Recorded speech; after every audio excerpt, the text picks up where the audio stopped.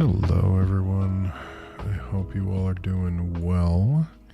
Let's kill the music because I don't need it anymore. I did not put up my what do you call it? I did not put up my socials, my social media stuff, things. So we're going to take care of that right now. Let's see.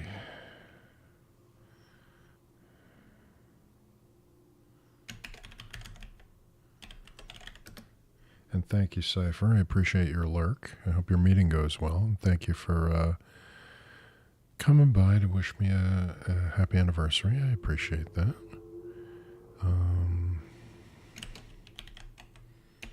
Let's do this. I should have left the music up. Oh, well.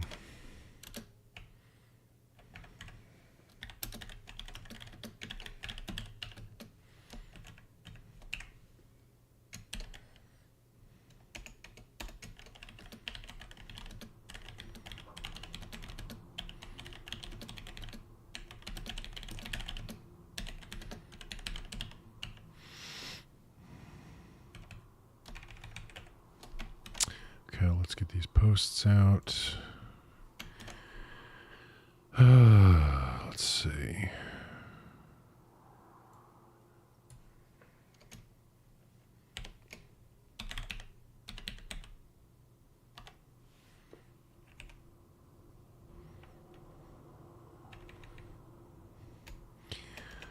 Relaxing is probably not the right hashtag for a stream that no Backblaze. I don't want to hear from you right now. Let's see.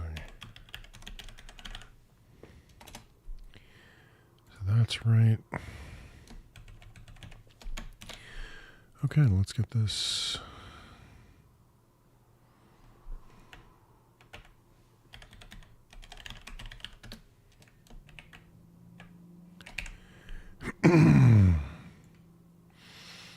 Let's get this posted elsewhere.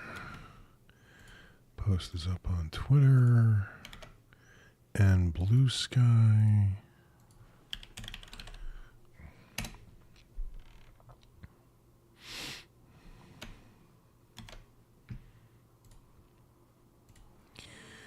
And there we go. Okay, we're almost ready. Definitely should have left the music up. All right, copy link. Dump that in my Stream is Live channel on my Discord that even I don't pay enough attention to. And we're good. Okay.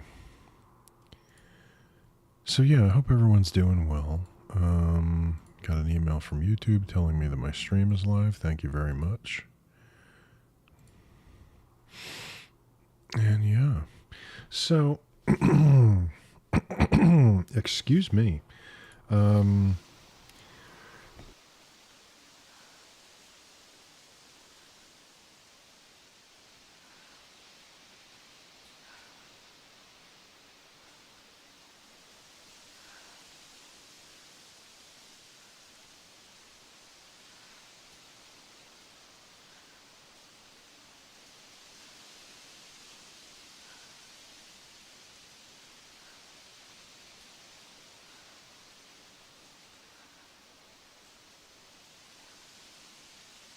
Christ, I was muted that whole goddamn time. It's lovely. So I just spent a few minutes putting up the links on my socials, and I was talking through that the whole time and not being heard, which, you know what, is fine. That's, hey, what better way to quantify my 6-year affiliate anniversary than with a classic streamer noob mistake. Anyway, yeah, so I've been spending a lot of time a fair amount of time in Godot lately. I had an idea. I've had a couple of ideas for things that I would think would make good video games, that all of which were beyond my skills. And so I've been thinking about that stuff more and more lately, and decided to fiddle with Godot and just see, what I could come up with, or explore it a little bit. And so chances are, well, I'm still deciding the two ideas, 1, 2, 3, however many ideas I have, what would fit best where, but I've really kind of scaled down what I'm thinking. Like, I would like to produce a game, not a huge game, not a AAA game, but a game. And so I've been thinking a lot about scope and story and all kinds of other stuff lately. And I'm leaning in the direction for my first level project of something that is platformery or side-scrolling. And so I've been playing a lot of those games. And so I thought I would play some Inside, about, say, 85 to 95% of which I loved. And the last 10 to 15% gave me pause.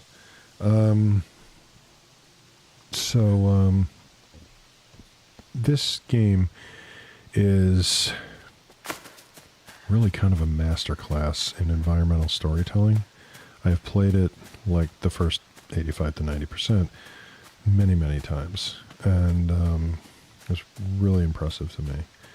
So I thought it would be a good thing to play today, and then I could, where I was motivated and coherent, I would talk about it. And this is a perfect example right here. The changes, the character animations in this game are really awesome. And on the heels of their Play Dead success with Limbo, it was interesting that they took, they made a game that is both very similar and a complete universe away from what Limbo was, which is not an easy thing to do. You know, that kind of sophomore expectations about what your game is going to be and how it's going to work and how it's going to play and all that stuff. Suffice it to say that they just absolutely blew away all of those expectations. And so I'm thinking more, I've been playing these games like Limbo, with a little bit of a different eye. You know, I went back, like this one I played a few times just recently, going back first just playing it to kind of get the video game mindset, the fan mindset, the player mindset, get past that a little bit, or to kind of get that out of my system, so that I could look at the game with a more critical eye and look at the things that they're doing that, you know, most video games do, that are important when you're creating a story like this, right? And this is another good example of that. How they have, again, the character animations, rather than giving you extra controls to creep or crouch or whatever. The game just does that when it's contextually appropriate, which I think is a really good choice. I like that the controls are simple. And back there we've got the dog who just noticed me, and this very, pardon me, that siren is not part of the game. Dog doesn't come anywhere near you until you're safe, and then you hear the dog barking, so you can already see, like, they're introducing in a very, introducing the dangers of the game in a very safe way, which is, I don't generally think of anything in this game as safe, because it's such a brutal environment, in terms of all the things around that can kill you. But we heard the dog barking when I came through before, and now here he is in the water. It's already been clearly communicated, he is not here to be friends, right?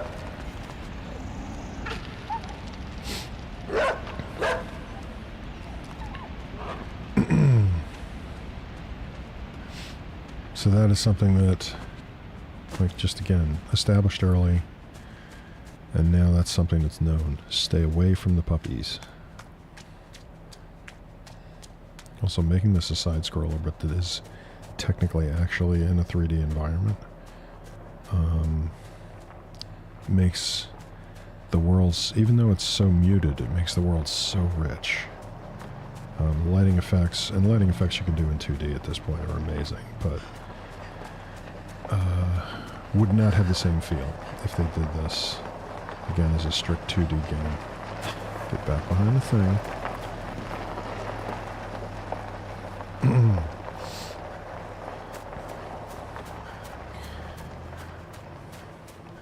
But yeah, this game is a perfect example of something, playing it with new eyes, and excuse me, seeing the things there that I would expect in any game, but seeing how they're presented here are really awesome. Again, crouching automatically, so I don't have to deal with that, even though it's not going to help with the headlights. Hey, Leaf, thank you very much for the well wishes. I appreciate it. I hope you're doing well. I hope you're having a good day. This is one of the few places that really kind of got to me in my original playthrough. The fact that I've got this guy behind me, and he just stops pursuing me, and then starts again, it was a little awkward. I'm like, it doesn't make any sense. Despite the fact that there's no major puzzle there, that drove me bananas when I first played it. I hope the game isn't overpowering my voice, because it is a little loud in my earballs. It'll let me know if that's a problem.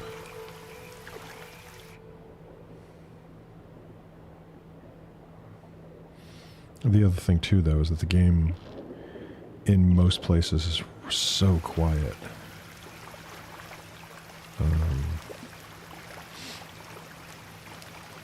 And that's another thing I love about it too, is there's very little soundtrack. It's all done, most of it is done with Foley and just really good sound design, so that when the music does kick in, it really has a significant impact.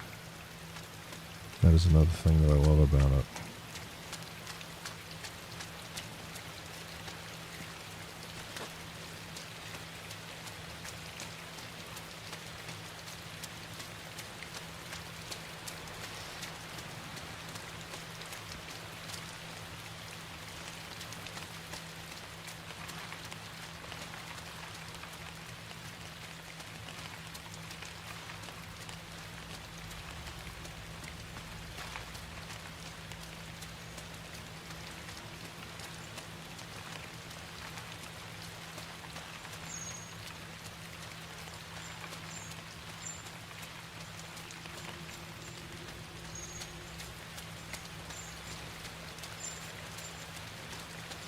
I also love the fact that they handled, since the world is so dour and muted, they could very easily point out things that you really should be paying attention to just by giving it brighter, or if not brighter, at least more noticeable colors, like these little baby chicks, who we're going to use in a really unfair way. It's not good for them.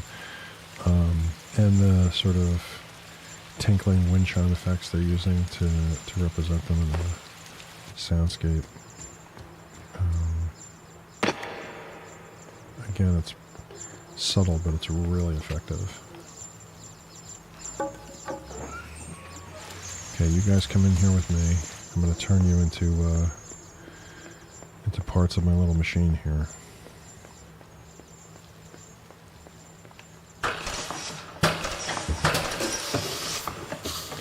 We'll wait for the birds to show up.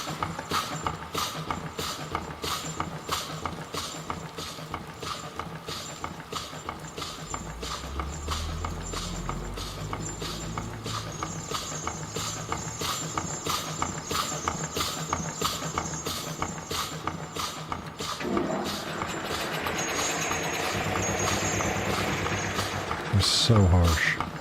One of the things that really gets to me is that there's one little bird here that didn't make it through. I'm choosing to believe that he's unconscious and not actually dead. Thank you for the resub cipher. I really appreciate that. Hello, Lady Luck. It's good to see you, Mandy. And thank you very much for the anniversary wishes. I appreciate that. I chose to spend my stream anniversary in one of the most dour environments imaginable. What am I mood? Actually, it's not. I was talking when I started the stream off about how I've been fiddling with Godot and working on a couple of, I don't know that it's even fair at this point to call them projects, but I've been thinking that I might be able, I might have something, a couple ideas in mind that are worth putting together and might actually turn into a small game. And so I've been looking at playing certain games with a different eye lately, and this is one of them that was always really impressive to me. Oh my god. Thank you very much, Cypher. How many 10 gifted subs? That is very kind. I really appreciate it. That is so nice of you. We're going to have a pig in front of us. A possessed pig. There's so many things about this game that are just so fucking brutal, but subtly brutal, not like outright brutal. Thank you again, Cypher. I really appreciate it.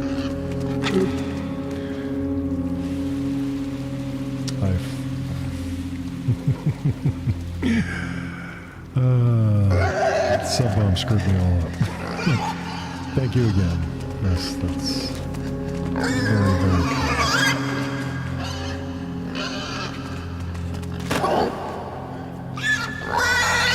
As I abuse this poor pig.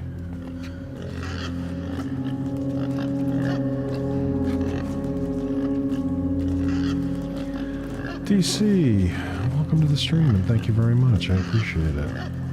It's very kind of you. I am messing around on the inside, as you can see.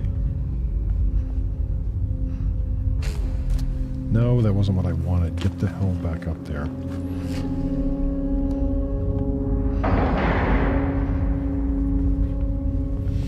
Yep, let's go over here now. Come on, dudes. There you go. Pull that out.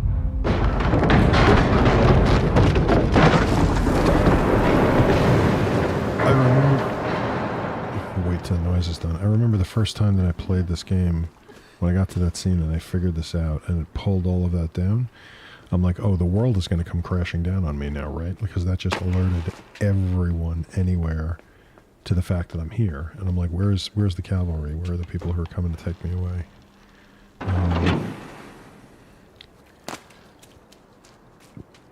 And I can... It's another good example in this game, at least, of how they use things like that to maintain tension.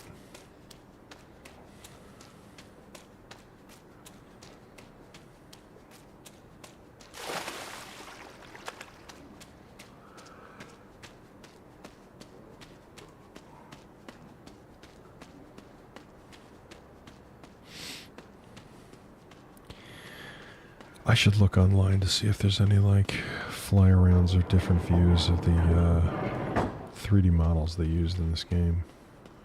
I mean, I assume it's very much like a movie where if you need a set, if you know the camera doesn't see it, you don't build it. But I would be curious.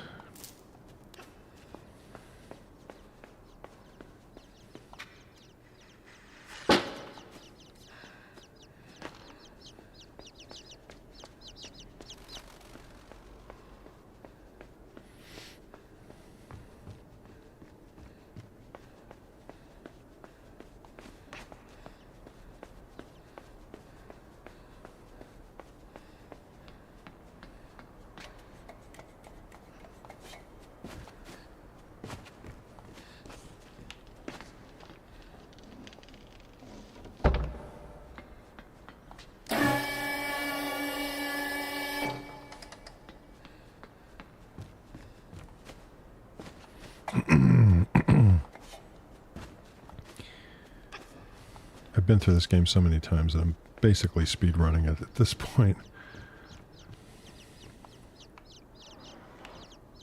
Nope.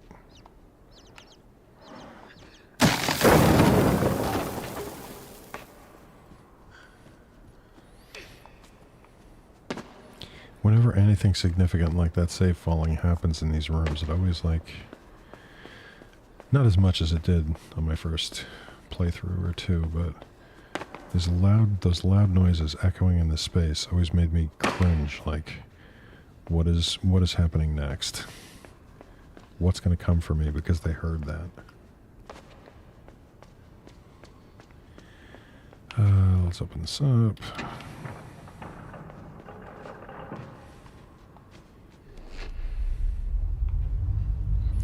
And one thing, of course, that these folks do well is creepiness. This mind control shit that we're doing with these, I guess we should be calling them people.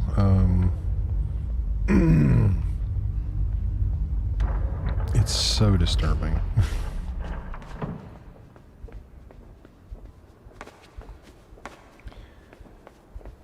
And the soundscape, again, like I mentioned before, now we've got, you can hear the footsteps of the people we're eventually going to see, and there's that heartbeat in the background as well.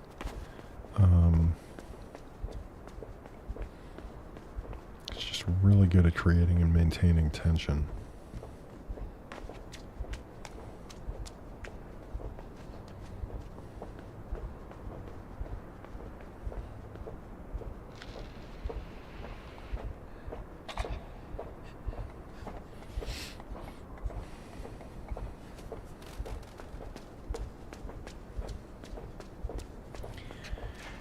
And as we often say when playing games like these, in my next life I want to have the upper body strength of a child video game protagonist.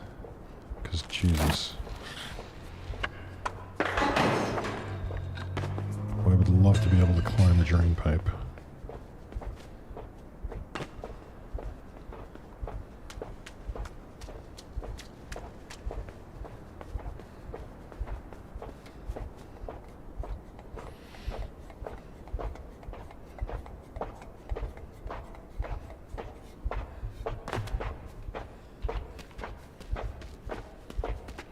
They are so disturbing to watch when they walk.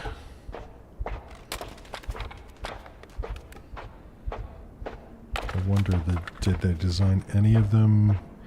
Is there any armature in their necks, or are their heads literally just... Are they designed without armatures there, so that their heads loll like that?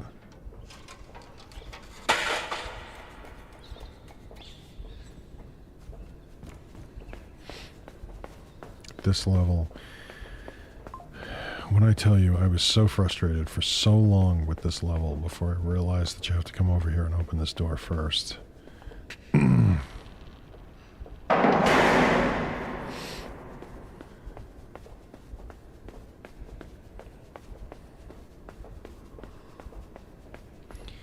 also the first time, I'll just run out there and get caught. That twang of the wire when it grabs you just absolutely made me jump the first time that I played it. No, I don't want... Stop it, Apple Pay. Alright, let's creep up here. Wait for this to sweep around again.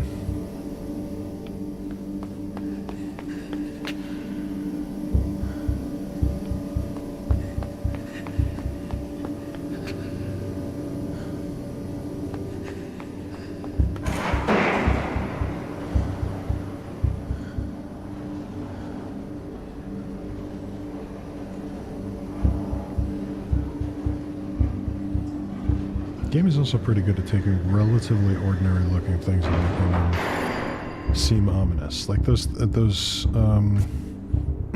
2 sentries down there that kill you. The form is basically just an outdoor security camera. That's what it looks like it was modeled off of. But yeah, it's something. And here we go. This is one of my less favorite puzzles in the game. I don't like rhythm games, which is basically what this little mini game is.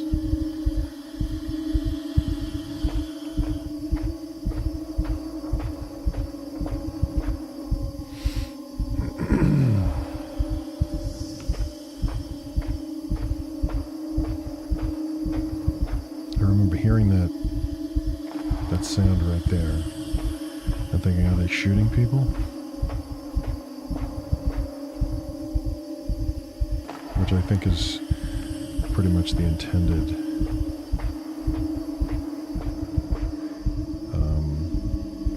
the sort of implication when you're off screen.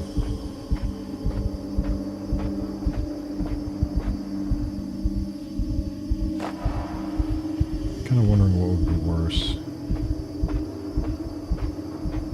facing off somebody with a gun, or being the person that's got to jump on command because some ominous force is telling you to.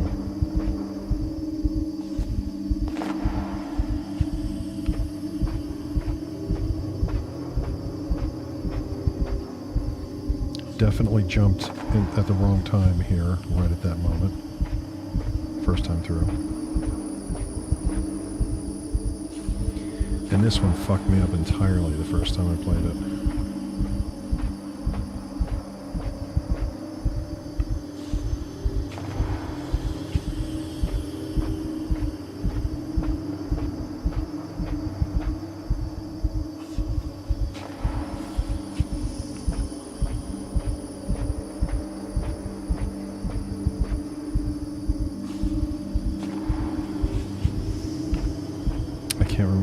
Times I died in that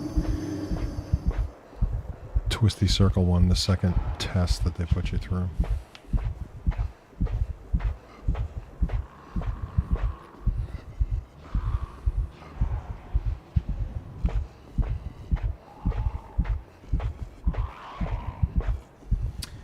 Can't tell you.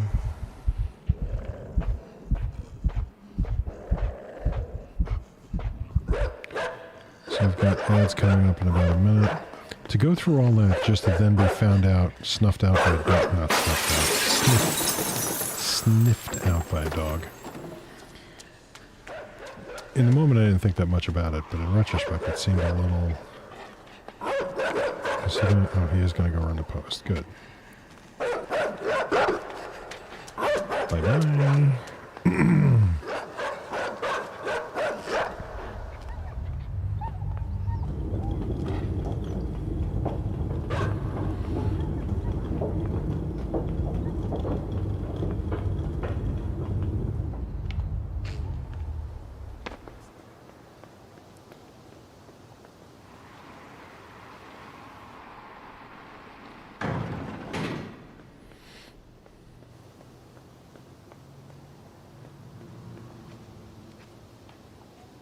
Whoops.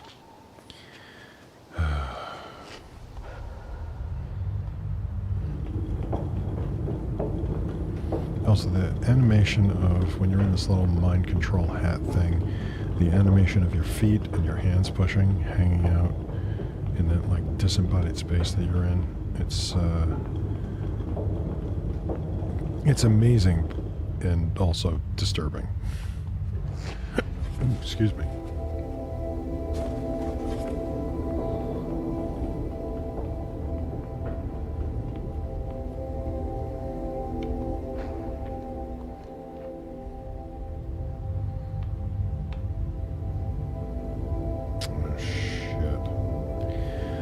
Screwed up. I have played this game I don't know how many times and been through this. And I've already messed up twice as much as I usually do. It's probably because I'm not usually kind of thinking out loud when I do it. That's where we dropped them out. We come back and get this guy.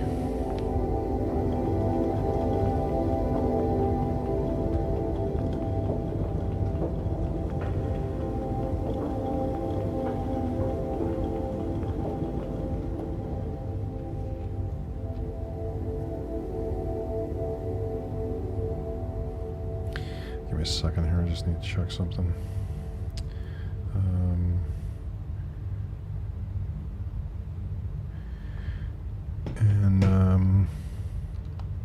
Yeah, and then we've got... Is the music done? Yeah, I think it is.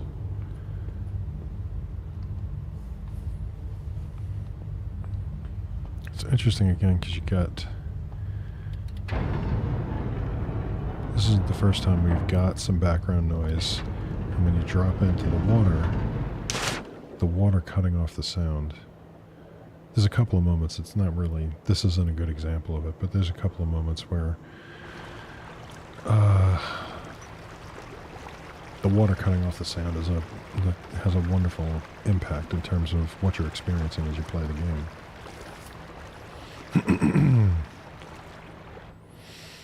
Okay, let's get down here and grab you. The amount of time I spent looking for this thing on my first playthrough, Jesus.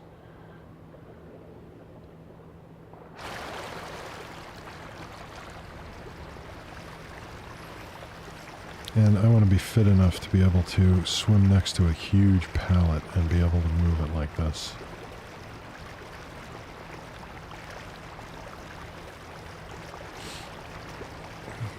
One second, I just realized I've got... come back. I had the wrong chat window open. Which is fine, because...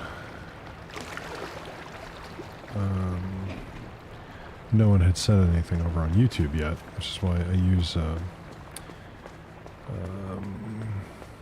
StreamerBot, their chat client, because it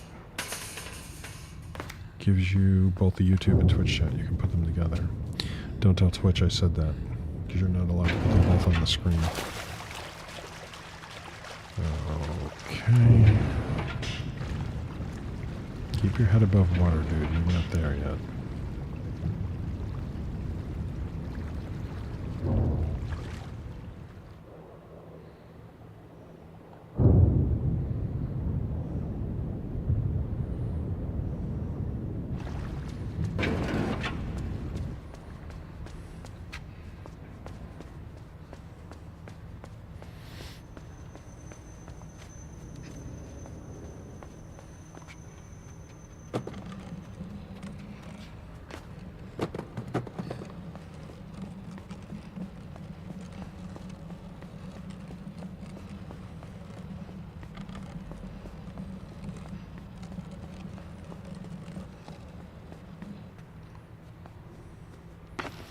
Put you back where you belong.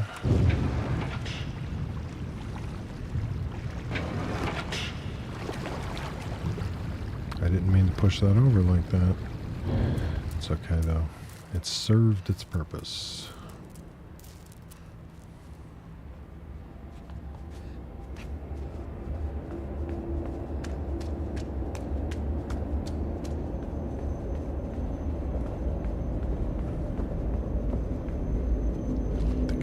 Should be able to get down here.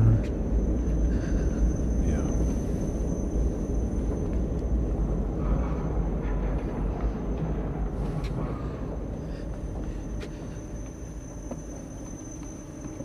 These overhead ones used to drive me bananas too. I died so many times to this thing the first time through.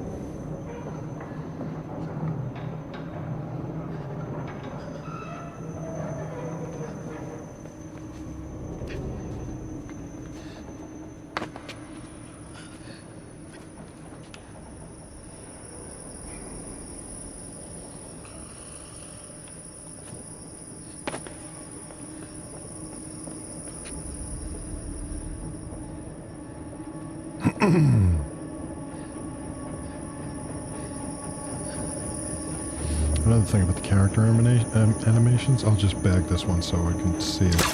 That the way that it ragdolls when he catches me, it's deeply uncomfortable. Oh, that was a mistake.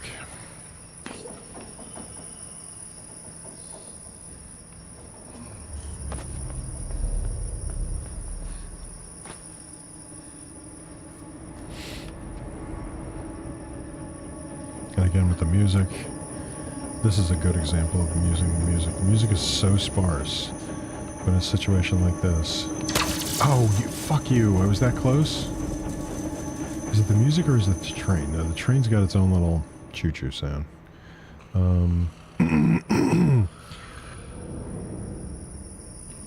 Next ad break, I think I'm going to take a, break, but...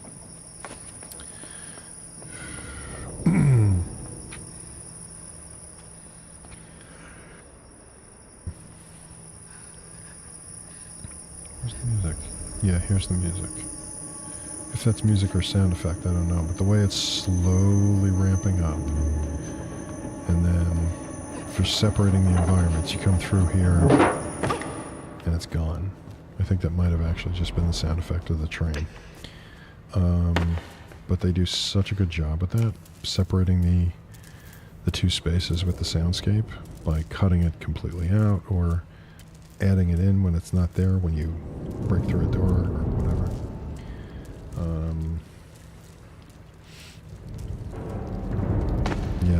It was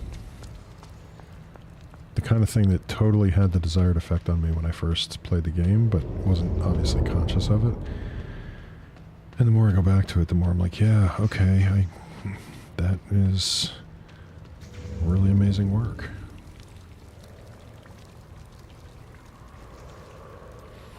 Again, automatically crouching down when there's danger, not having to force the player to do that. I like not having to grok that when playing the game. The game was an intense enough experience just staying alive without extra controls.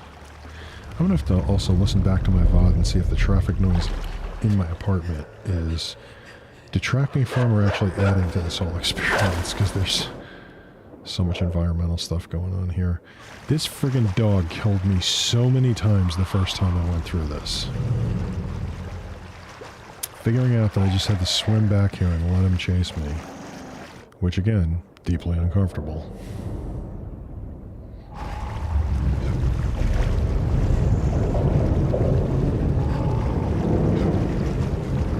wonder if that's actually true.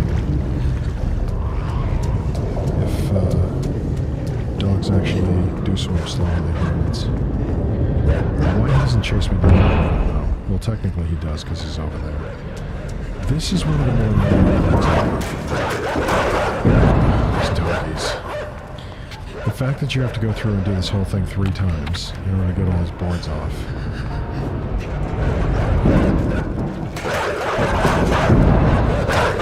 Irritating. But then you've got those banging noises in the background that are completely disembodied. There's no explanation for them. But they totally fit in terms of adding to the tension.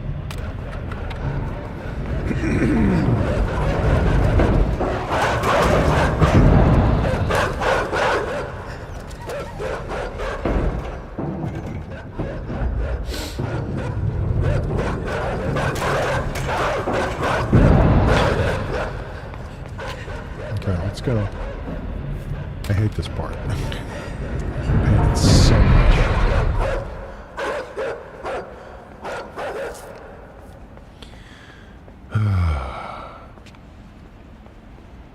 Oh shit.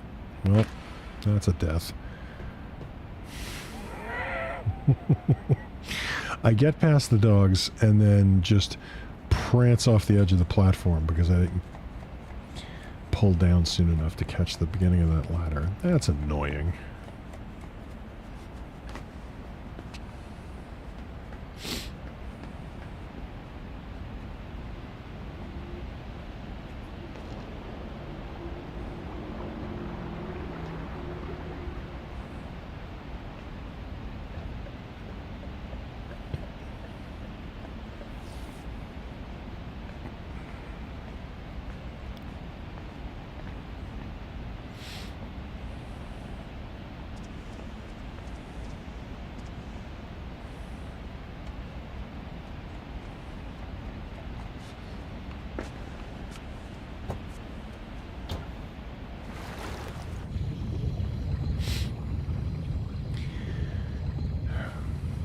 Here we have another example of a section of the game that had a really powerful effect on me the first time I played it, because you're going down into this tube, which is only about 4 or 5 units wide, like in terms of if you took this little submersible, right, it's a total pinch point, right? There's not a lot of room to move, and you go through here, and there's even less room to move, and it took me so damn long to figure out. Like, I bounced up against this thing so many times and from so many different distances just trying to get out. I went and bounced up against the red door again, even though I knew perfectly well, I was familiar enough with the physics to know that wasn't going to work. It took me so long to figure out that the jump button now becomes a boost when you're inside the submersible. And when I finally got it and hit these things, the release that came with this just boom, opening up. And you get the music comes in. You've got the boards that are kind of floating away. It's like this, I don't know, all the references that are coming into my head are not ones that I want to use out loud. Katana, thank you very much. I appreciate it. Welcome to the stream. I hope you are doing well, having a good day.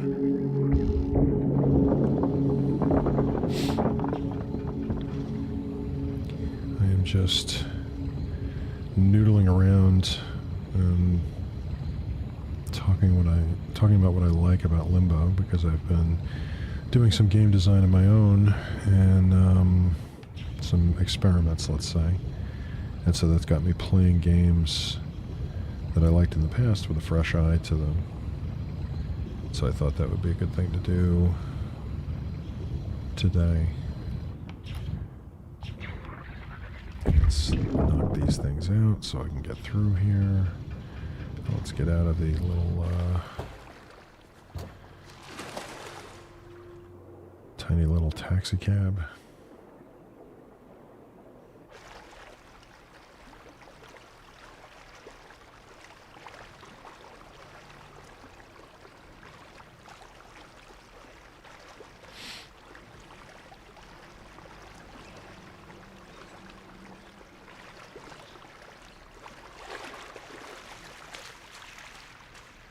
Those rats always creep me out.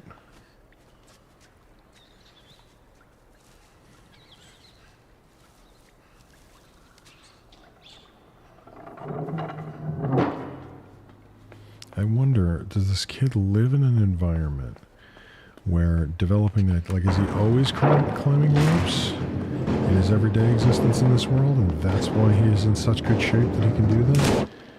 Because, as we have already mentioned, that is an unnatural amount of arm strength. I also like how the clothes are wet when you come out of the water and they slowly transition. Are they going to transition when I get through here? I think I'm still a little bit soggy, actually. Oh no, I'm going this way. Why would you run back down there, Tom?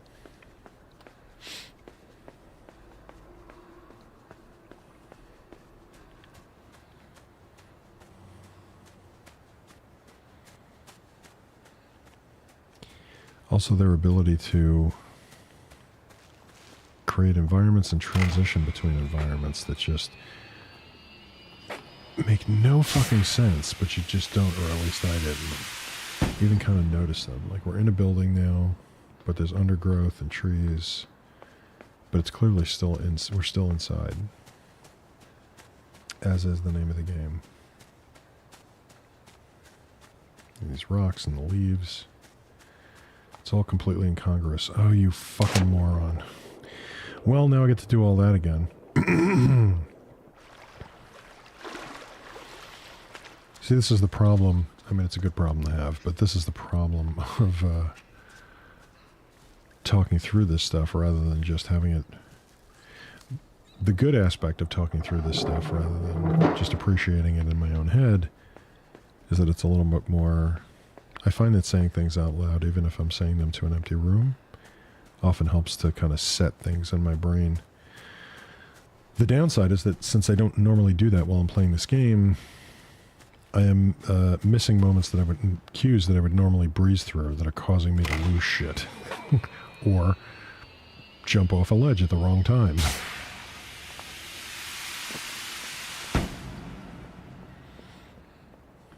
Okay.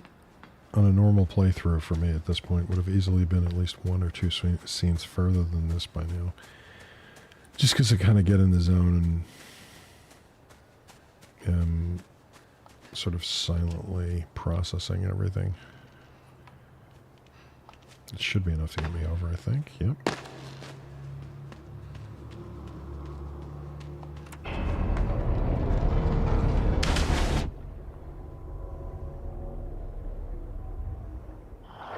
I hate her every fucking time. I've played this game a couple dozen times at least. Every fucking time she shows up, She scares me. I shouldn't say she, because the long hair is the only signifier. We don't actually know that it's a girl, but I can't help it.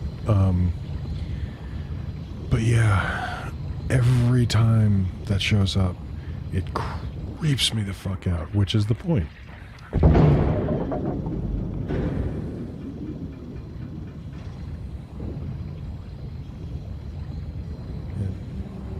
She does her job well. I'm going with she, because that's how it sits in my brain. Also, the atmosphere they created in here, particularly in these underwater scenes, are just so fucking amazing. I mean, I realize it's just a particle system, but it just all works really well. And on top of the expectations that people did or didn't have, I think anybody who played this game had some, even if they didn't play Limbo, had some experience or knowledge with it.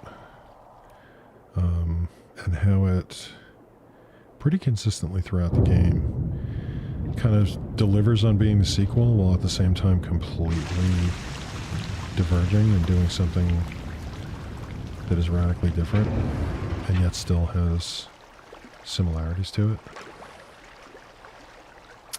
It's always been really impressive.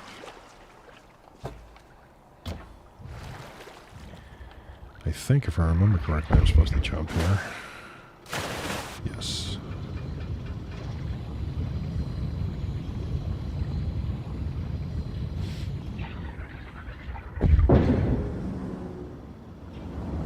Yeah, this part always, by design, freaks me the fuck out. Go away.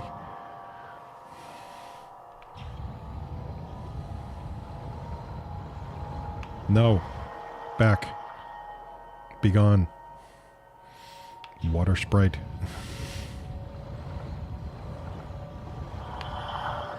Oh, I let her get way too close that time.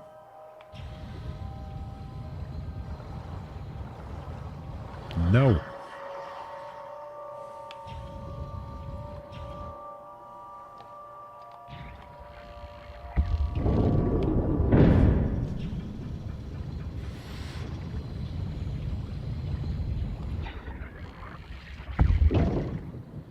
This was another one that really pissed me off when I tried to boost through that and it didn't break on the first time. I'm like, oh, what the fuck are you doing to me now, game? What are you doing? And then I'm pretty sure the first time that I played it, I hit it wrong. So it actually took me 3 tries to get through it, which was deeply confusing at the time.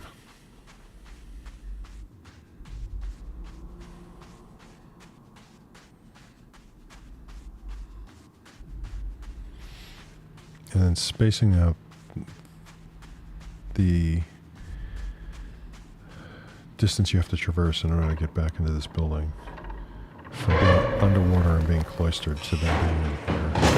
It's a nice separation.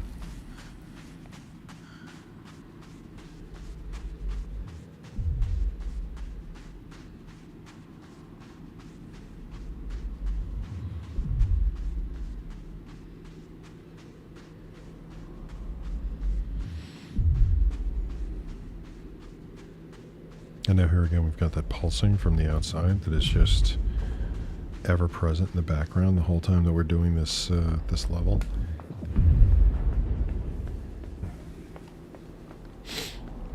Granted, it's louder over here when we're near the door, but it's generally just always back there.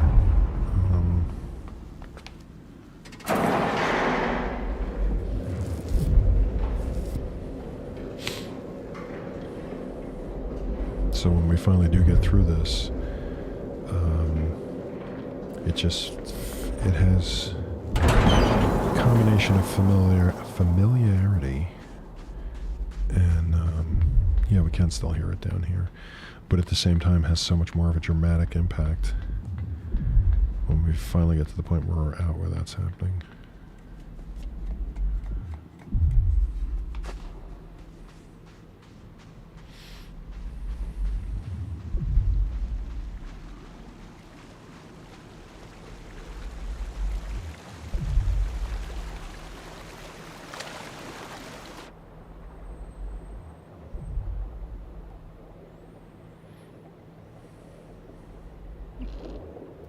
moment here. Am I remembering this one correctly? I think I am.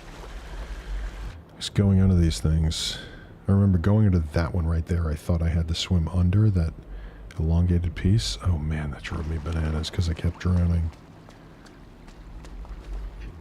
Didn't realize I was making more work for myself at the time.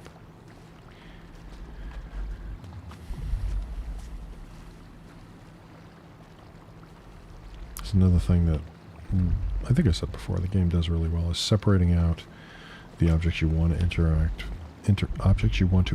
with and pay attention to, for the most part, from the background. Because I played a few games lately that aren't as good at that, and it kind of drove me nuts. I think that's one of the things for the project that I'm working on that I want to be really clear about, is like the minimum number of controls, so it's really intuitive, and also to design the levels in such a way that you're not fumbling to figure out what the puzzle is. The challenge is figuring out how to solve the puzzle, because that's something that always frustrated me in these types of games.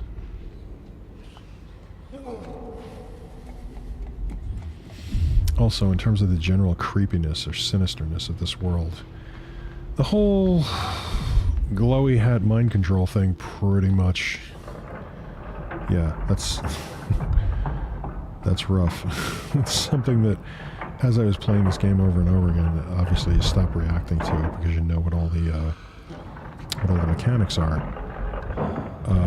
Was kind of disconcerted by my own acceptance that, yeah, I just have the ability to force these people to run around behind me. That's not healthy. But on the other end, again, going back to the character animations, now he's got one arm up so that he's holding the thing in place.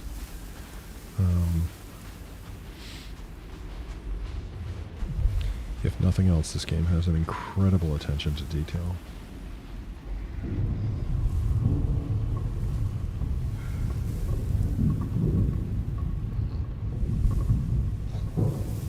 And I can't get over the lighting. They did such a good job of the lighting.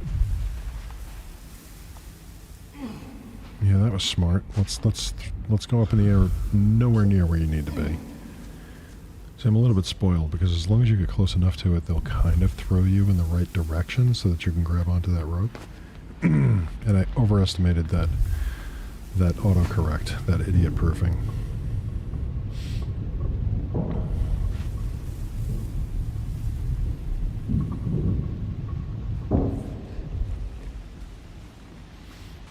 Get these folks out of here.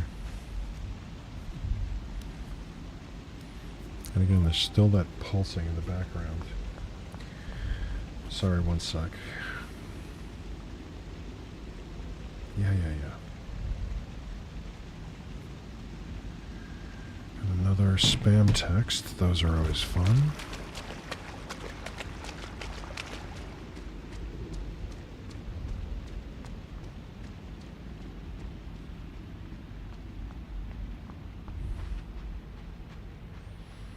Yes, I don't know what's worse, the casual way that the world devalues these people who are basically zombies, or how quickly I adapt as the character to doing the same thing just to get out of here.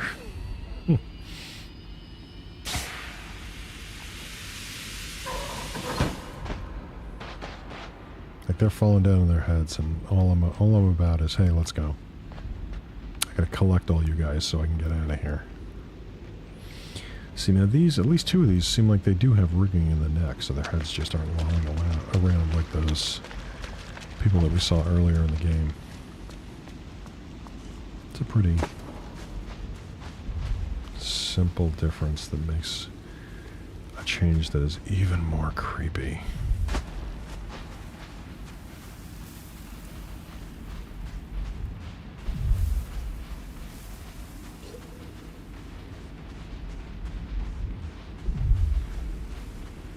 Got about another 3.5 minutes or so before the ads come in, and I'm going to take that opportunity to take a bit of a break, because that'll be an hour. Actually, we're even closer to an hour there. But yeah, when the ads come up, I will be taking a break. And I may just leave this up and put the BRB text on the screen because I don't think my cozy starting and BRB screen will be... I don't think it'll match very well with this anticipatory, pulsing, damaging whatever that's happening in the background of Inside. It's just the audio will not match the video. So I'll probably just leave the game screen up. But again, here, the game does an excellent job of making sure you're aware that something is going on outside that you're leading up to without actually revealing it in any meaningful way.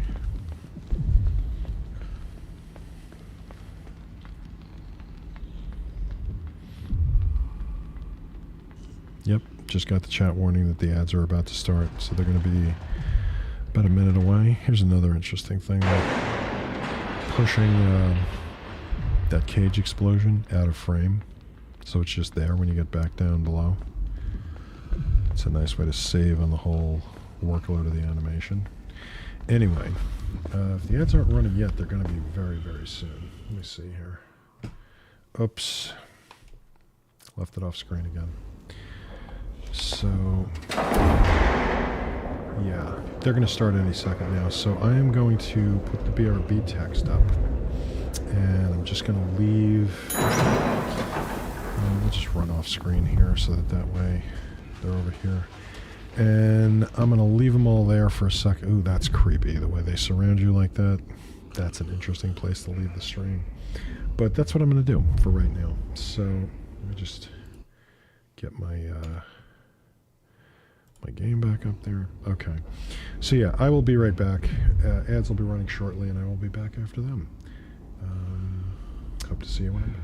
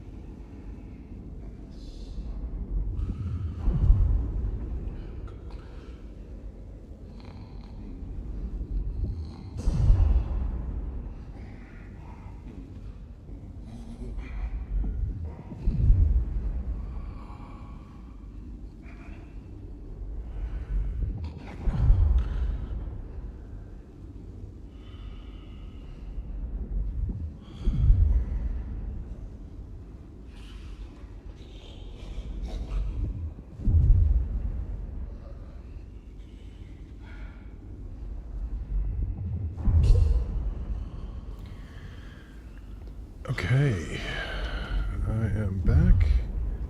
Pardon me for a sec.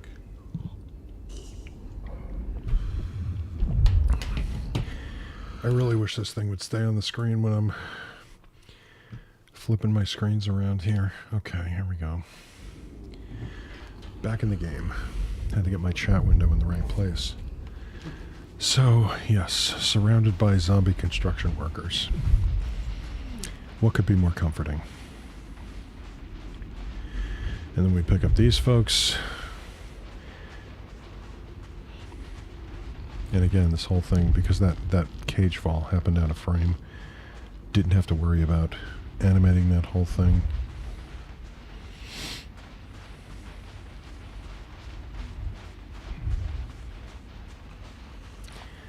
Alright, people. Let's get this door open. I like how the people on the other side are just standing there like, really? I'm trying to get you out of here. Granted, you have no autonomy, so you owe me nothing, but still.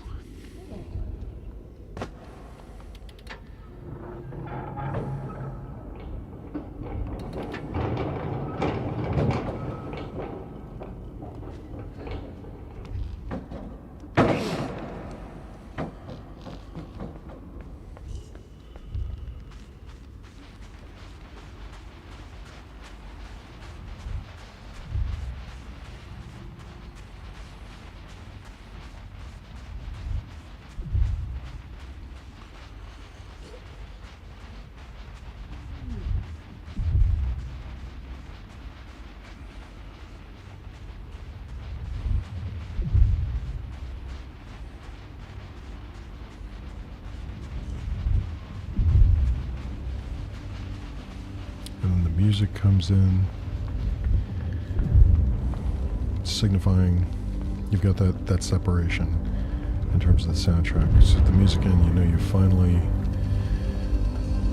collected all these people.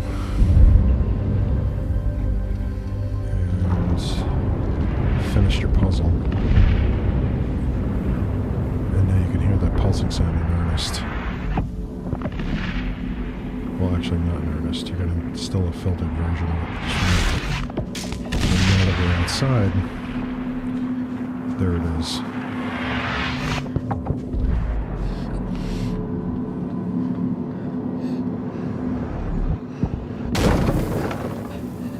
I'm going to wait for the next one to come through. Usually I'm not holding onto that box when the wave comes through.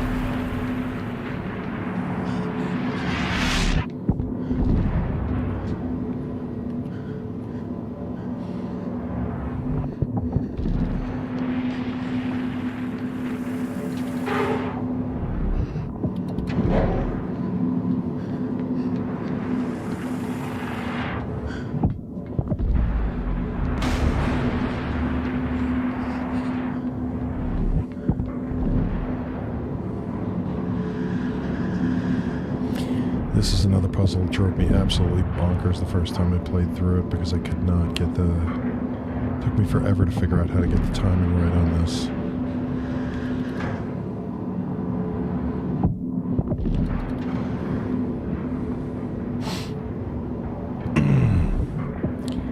And again, the progression of the soundscape right there when that one comes through, right? Changes the sound of the pulse, brings in the music.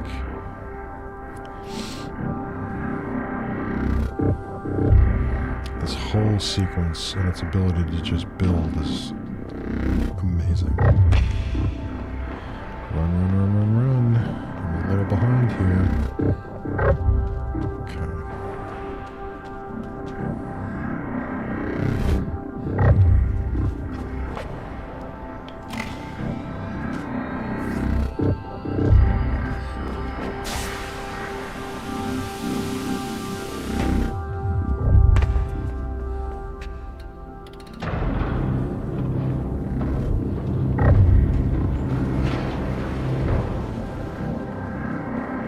Also, the physics of this door, the shield, how it takes you a second to ramp it up.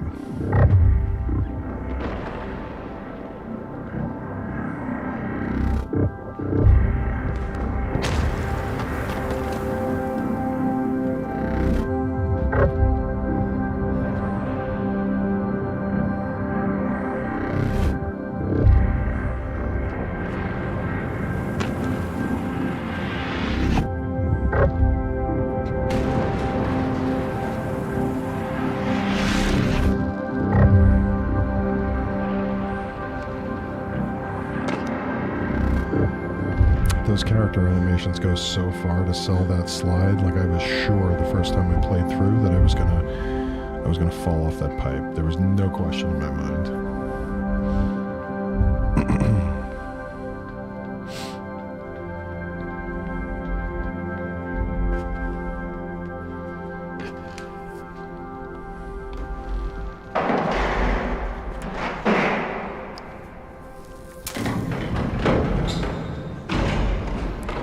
One thing that I've thought more about lately is that build-up over that last sequence and how the music brings you into a place where you feel safe, right?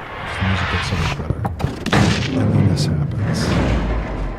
It's just like the endless, relentless assault of the game.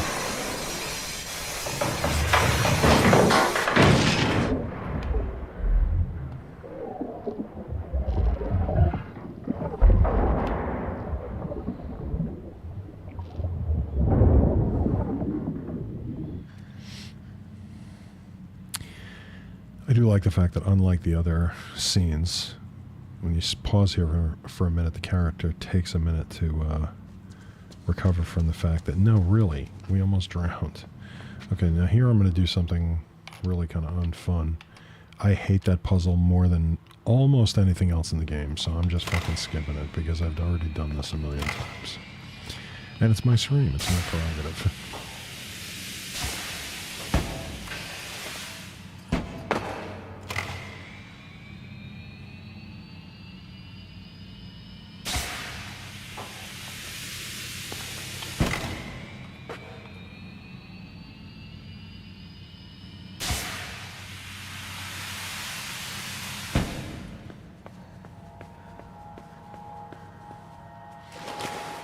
And now she's back again.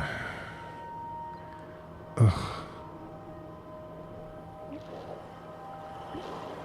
It's so creepy.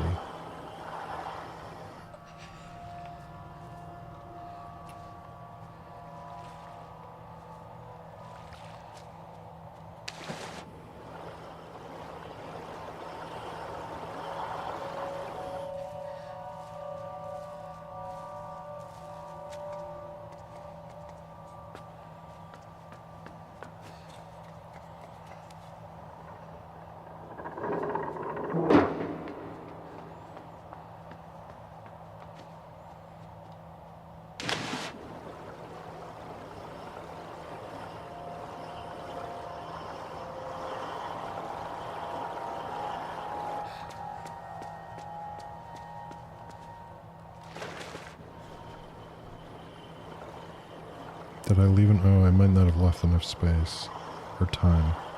No, I did. Okay.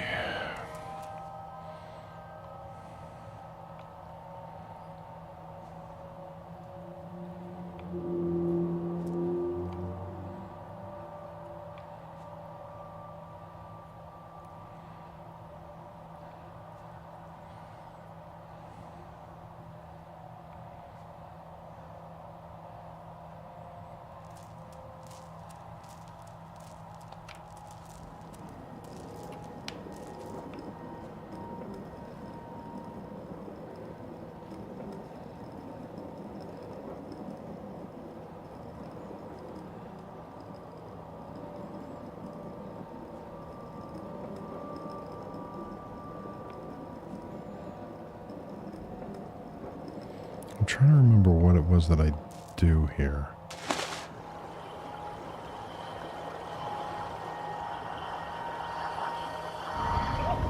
No.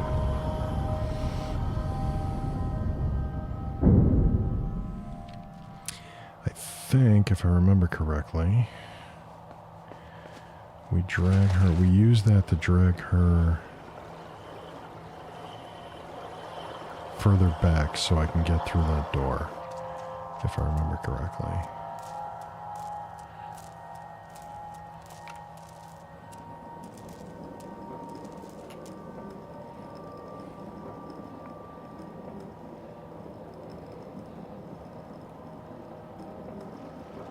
Yeah, so the feet pull her over here, which gives us enough space to go through the door.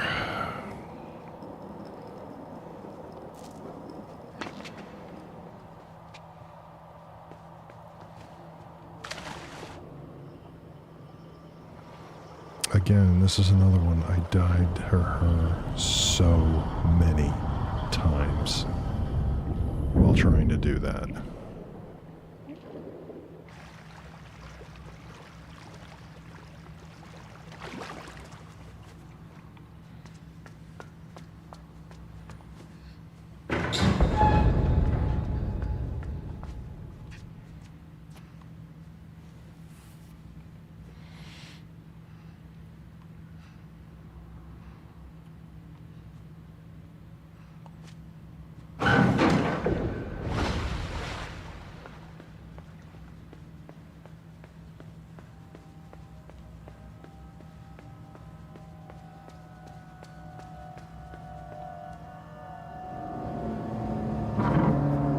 And in the water again.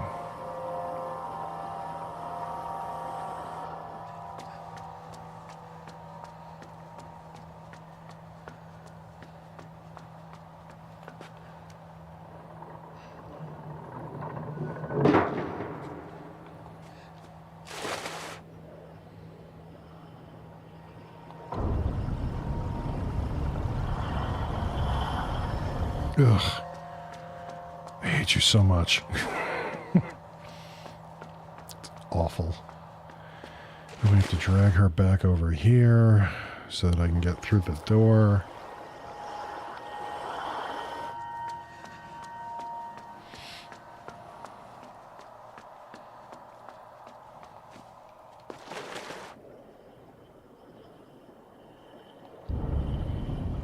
Go away, go away, go away, go away. I hate you. I hate you.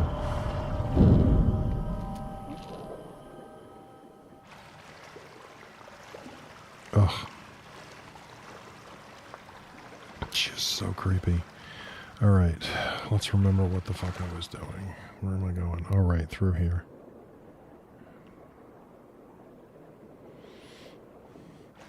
So this is simultaneously awesome, and one of the more unsatisfying things is that we spent that whole sequence getting away from her so that she could take us under. And I get it from like a narrative perspective. I totally get this, that like when we get down to the bottom, we're going to be able to breathe underwater. It's going to be, she's going to put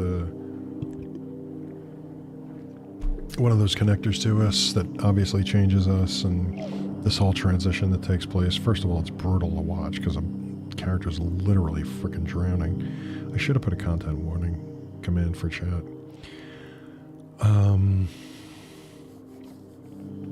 So yeah, it has the desired impact, but looking at it with like my narrative eye, I don't know that it entirely plays for me. Like, why did we spend all this time getting away from her? So now she's hooked us up, so we're in the Matrix, at least for being underwater. I will say that everything else about this is beautiful, right? In its incredibly creepy way. The transition that's being made, putting it down below the surface.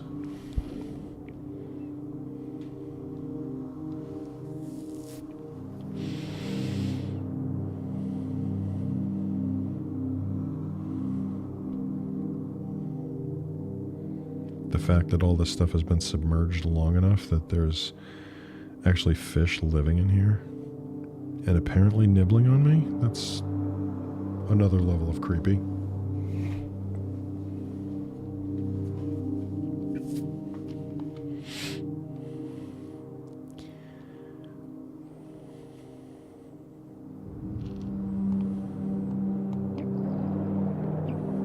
His body on the upper right hand side is also freaks me the fuck out every single time.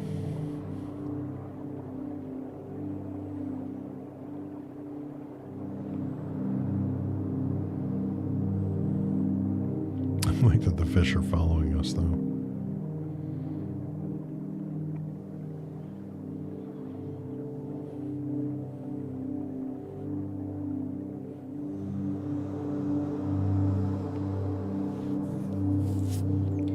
All these people that didn't make it through here.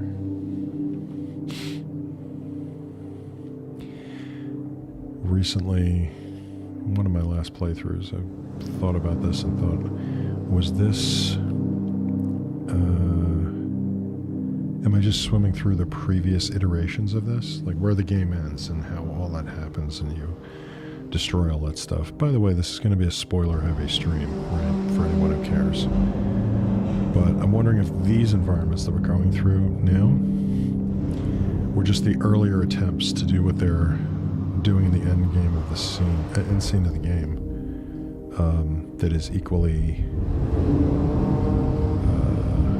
disturbing, right? But are these the structures they originally built to do that experiment? And what we're swimming through here is the destruction of that when it went south.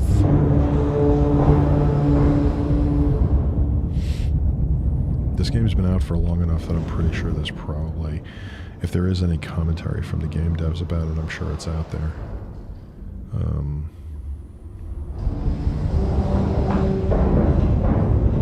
But I haven't sought it out, but I also haven't found, it hasn't crossed my path either. I wonder if they did. Now I'm going to want to look into that. Goddamn rats. Ugh. Environmentally so good, but I did not need that skin crawl. I'm already wading through waist-high garbage.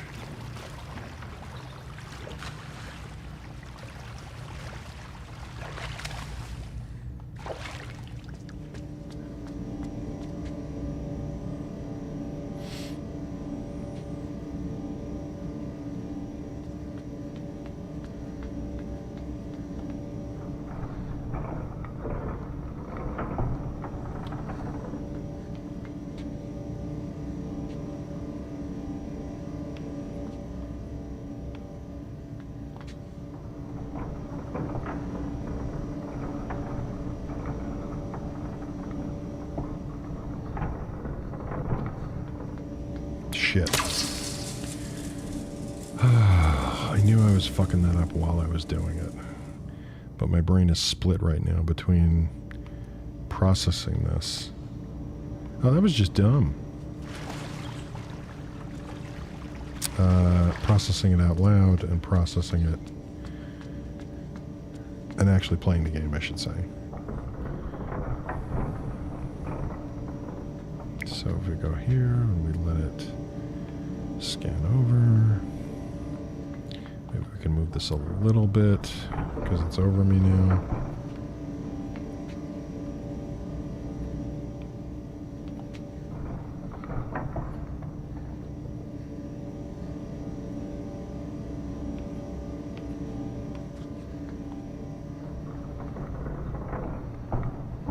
Come on. That is one thing I will not include in any game I attempt to make. Those using the controller to turn a handle, because it goes bad so easily.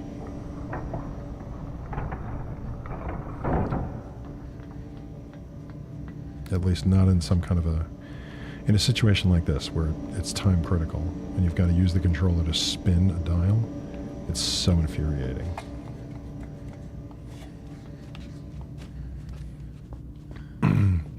That was definitely a lesson I took from this and a couple other games. I do not want that in anything I make, no matter how small and inconsequential it is. I love the fact that there's the fish in this tank, which is clearly not meant for fish. So it's obviously been there and been defunct for quite a while. And we amp up the creepiness yet again.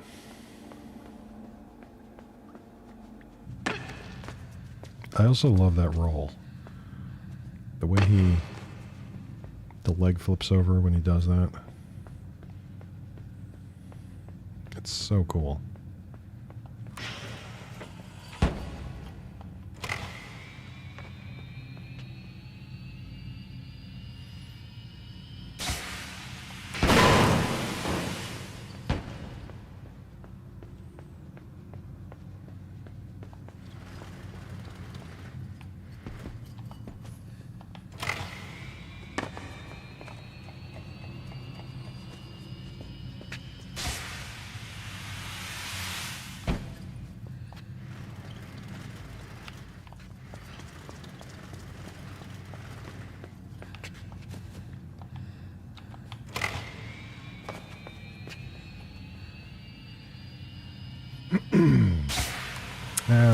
Idiot.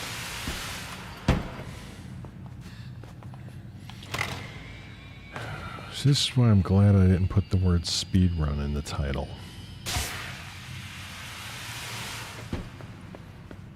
Because those little screw-ups would have haunted me.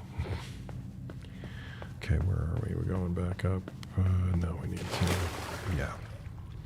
Open the door.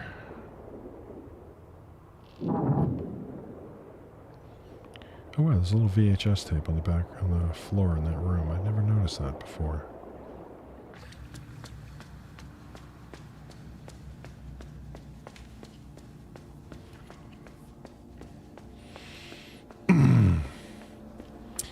Back in the creepy room.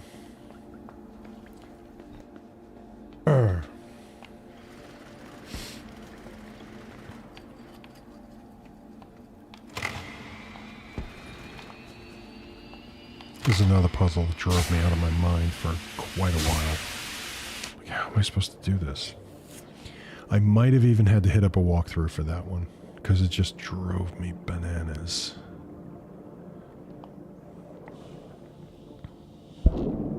There were a couple of sequences in this game that flummoxed me to the point where I had to get a walkthrough.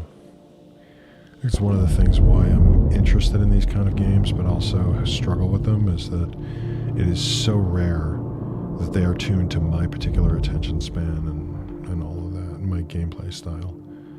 There's another impressive use of the background and the music. You've got the music in the background. As soon as you break the water, it's gone.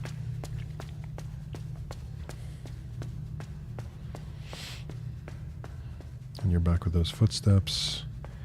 And the echoes and the occasional rat.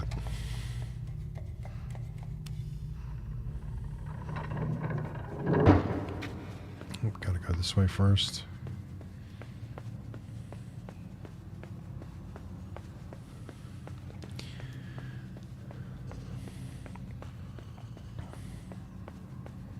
So this is one of those sequences that, while not sort of overtly creepy in terms of body parts and stuff, totally blew me away when I saw it, right? Because you're dragging this box over and then the forklift comes in.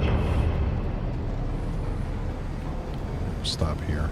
You've got this forklift coming in to pull in this cage of people that are clearly being treated like cattle. And then off on the right-hand side, you've got this ostensible parent with their child watching all of this. That took me back the first time I saw it. I'm looking at it and I'm like, is it really? Is that what's going on? Because yeah, of course it is. When you regard people as nothing more than livestock, you have no problem showing that to your children. To your children. That's disturbing.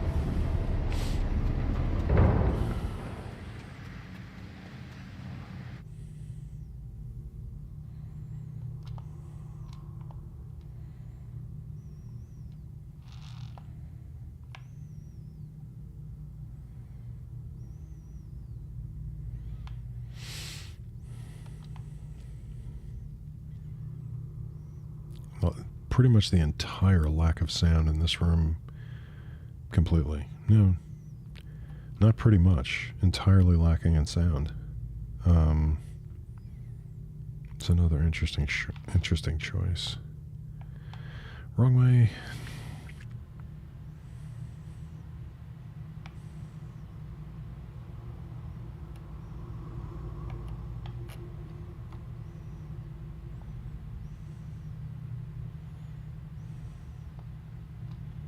Get back there.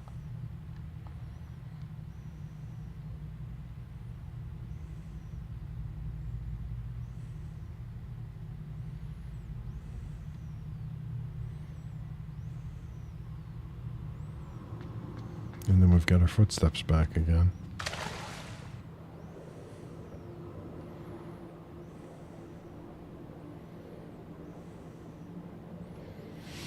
And now we're coming in on the creepies from the top. I don't think I've ever, broke the surface tension on these... on this room when they were still down there. I assume that they'll just, shoot me or run over and choke me to death.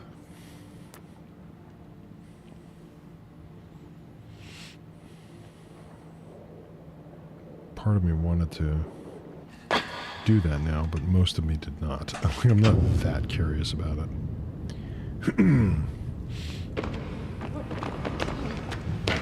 And how most of them hit the top of these boxes when they come down, it's just so uncomfortable. Okay, one of the scariest moments in the game on my first playthrough right here. How these things all just flock toward me. Even though I knew from the other levels that that was basically their behavior at that point, it had been long enough since I'd seen them that when it happened, and the fact that they're all practically naked doesn't help either. When it happened, I was just like, ugh.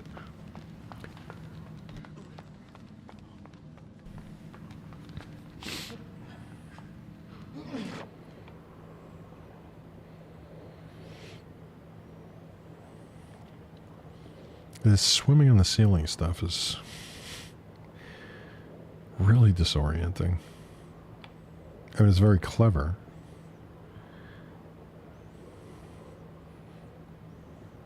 But it was also one of those things that just made me really uncomfortable the entire time I was doing it in my first couple of playthroughs.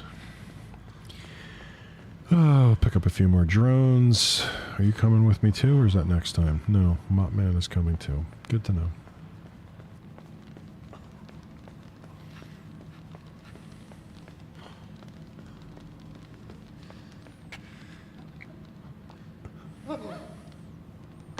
And then they all chase me over. It's one of the more, yeah. So that way you can have them catch you in the lower level. It's just they're so, it's so disturbing.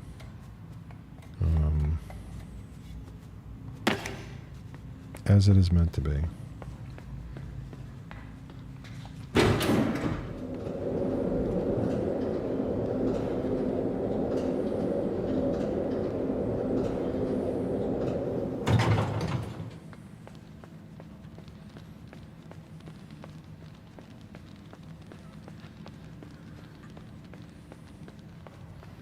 Get them all down here. Everybody with me? Okay. Let's go open this door.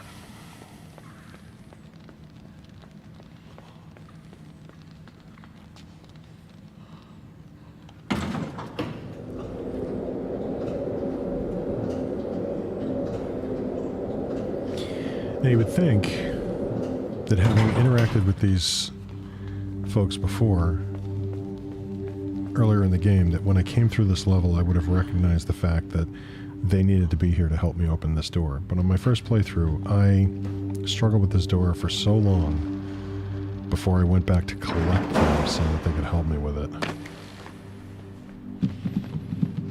And again, we've got this large, still inside, enclosed, but large open space gating off the third act, basically.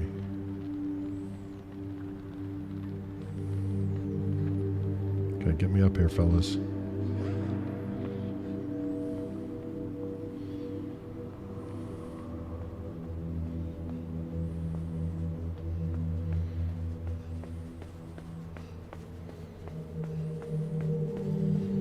The burning cigarette and the cigarette ashtray on the table.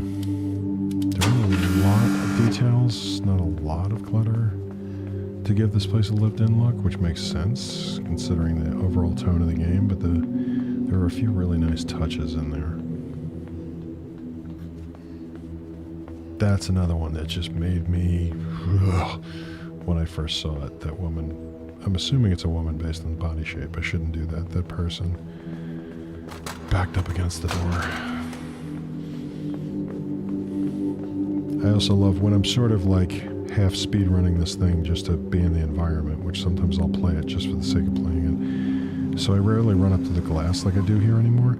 And the fact that they look down at him, see that he clearly does not belong there, and then just keep looking in the room.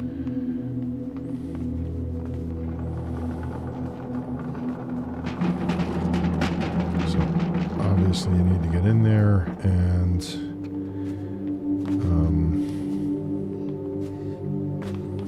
oh, for fuck's sake. Come on, just grab the ladder, dude. You're right there. There you go.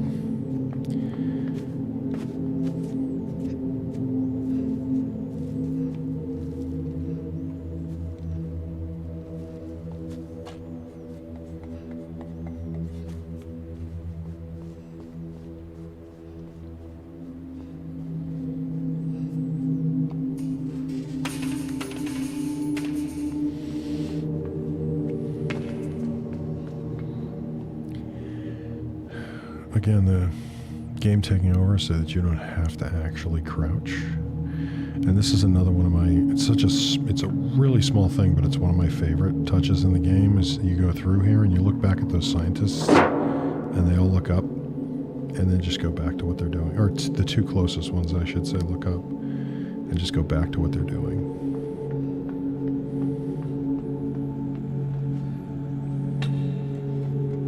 Simultaneously communicating their awareness of the environment, but also there's something more important than you're ever going to be in this tank, kid, so go away.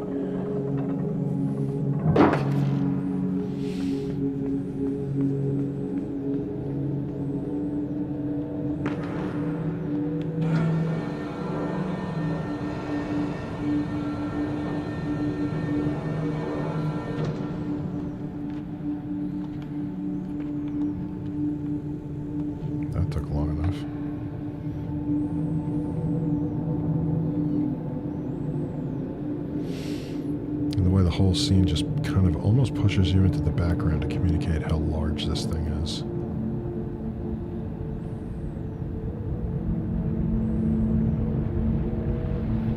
This is another puzzle that drove me absolutely bonkers.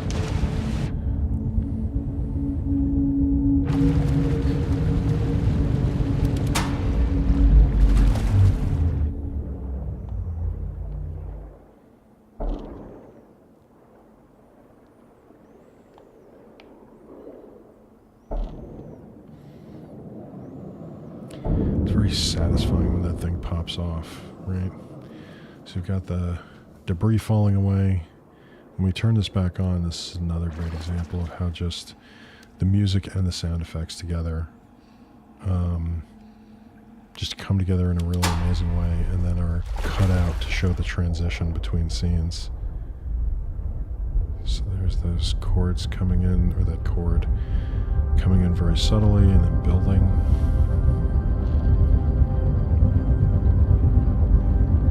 And it seems like it's an uplifting. I guess that's a major chord. And you let go, and it's just gone. And now you're naked in a room full of people glaring at you and judging you. And they wave. Which is, kind of how it feels to live in this world on a daily basis anyway. So let's unplug the arm and limb guy here. And now we get to my least favorite part of the game, which I don't think is an uncommon opinion. This is... I felt so betrayed by this. The fact that there was, from now on, you're finishing the game in this form. It was so unsatisfying.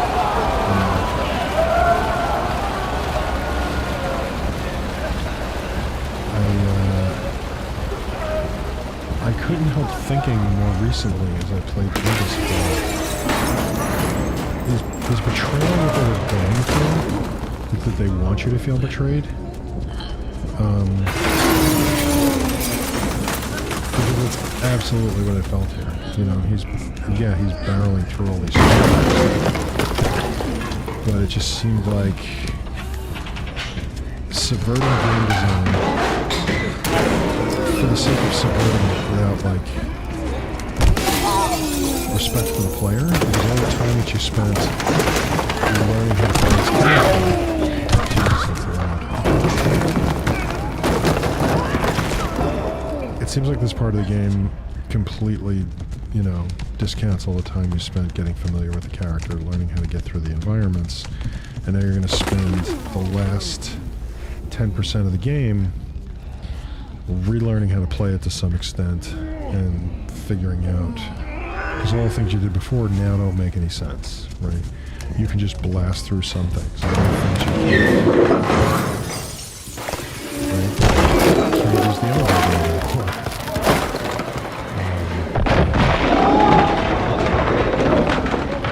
It is a nice touch that where you land in here is just a scale model of the area that you end up in. The area you end up in when you are finally inside.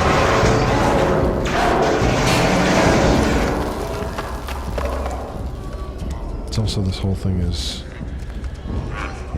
much more noisy and chaotic than the rest of the game. Which I guess fits because you're a giant limbo. So there's something to be said for that. But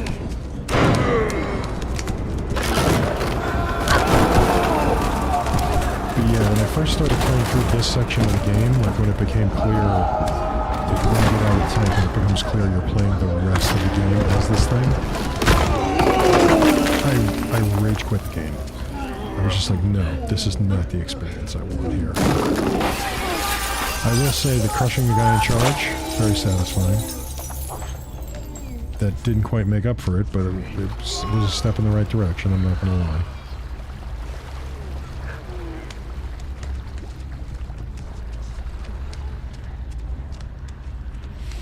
Okay, let's get this thing open.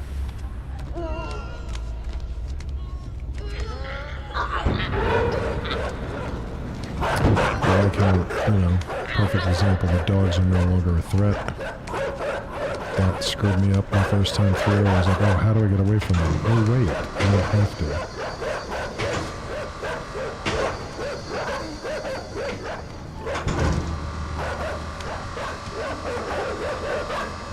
Fuck off.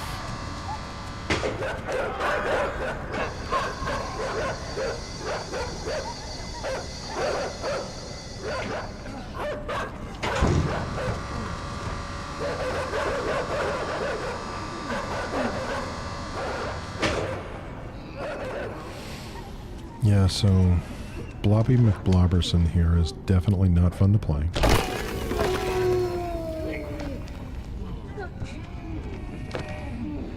And granted, the whole game has kind of set up this discomfort, and even the most non-threatening areas of the game are still off in a very uncomfortable way, so I get it.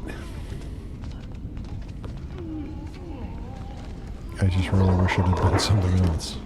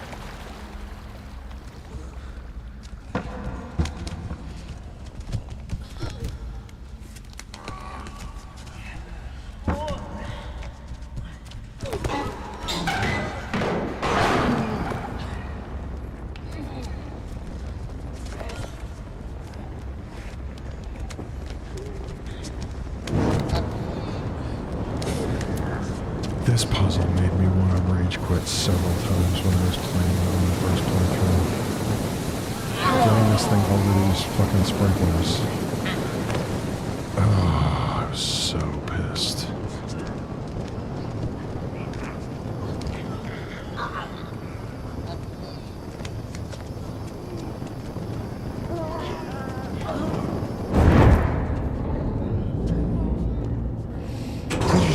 That is the thing that opens up the door.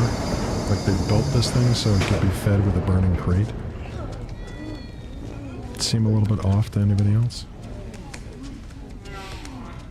I mean, granted, nothing in this game really makes sense. It's a surrealist world,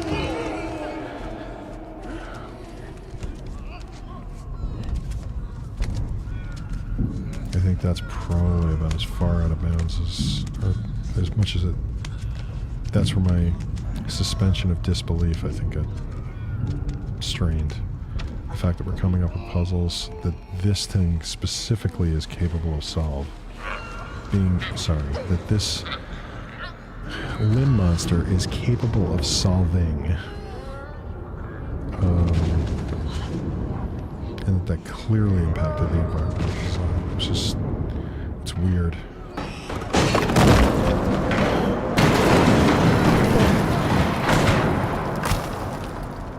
I mean, as somebody who writes, I get the difficulty there is in landing something when you've set up a really great story without really thinking about the ending in mind. I've done it many, many times. And I'm not saying that they didn't think about this ending. I just, I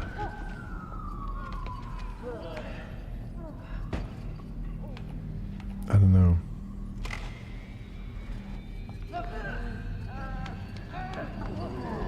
Fuck.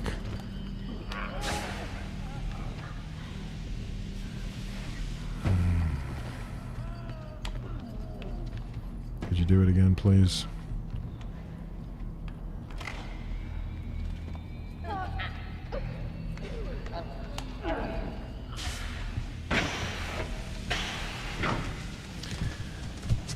And we've got another scale model of the area I'm going to end up in. Is it a scale model, or are those actually people there? No, yeah, that's everybody. That's right, it's a circus, basically a circus ring. You've even got children sitting in the front. God, it's so ridiculously creepy.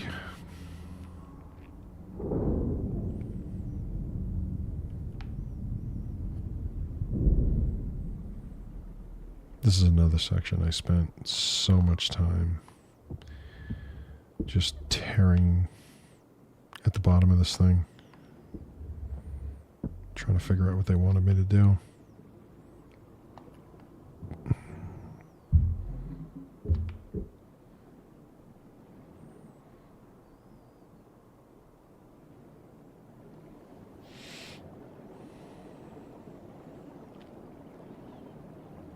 I think of all the things you do with this iteration of the character, the swimming is by far the most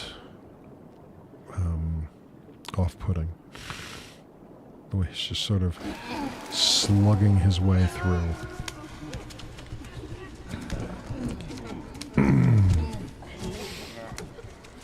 And here we are at the last obstacle. River, it's good to see you.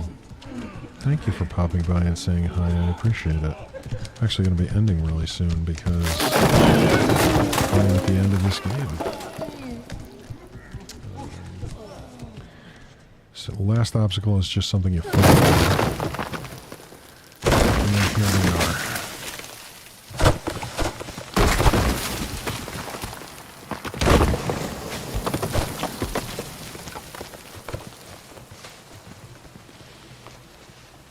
And we roll down into the gentle spotlight, and we are no longer inside.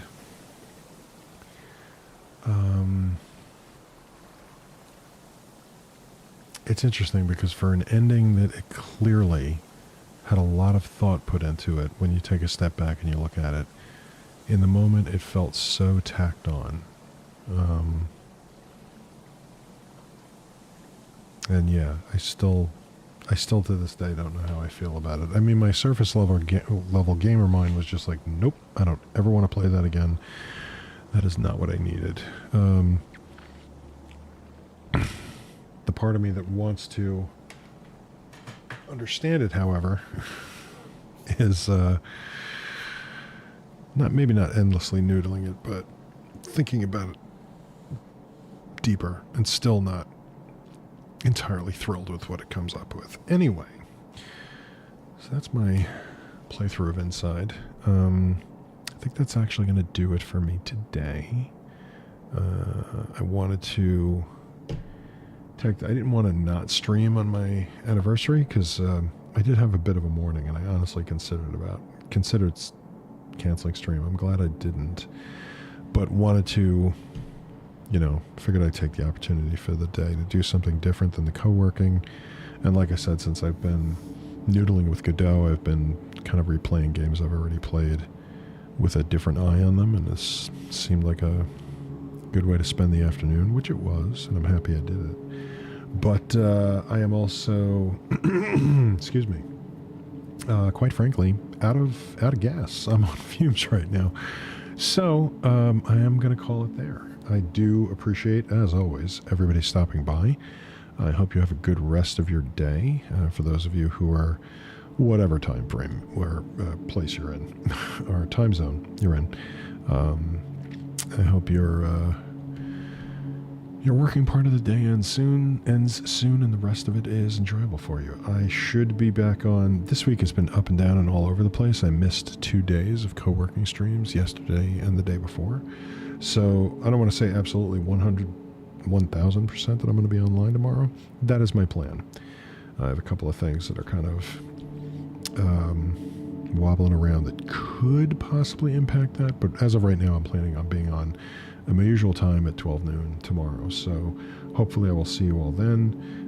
Again, thank you everybody for stopping by, and those of you who wished me a happy anniversary. I appreciate it so much. Tanya for the 10 gift subs. It is all very much appreciated. I appreciate you all. And I will see you, if not in Twitch chat later on tonight or around, then I will see you tomorrow. Take care.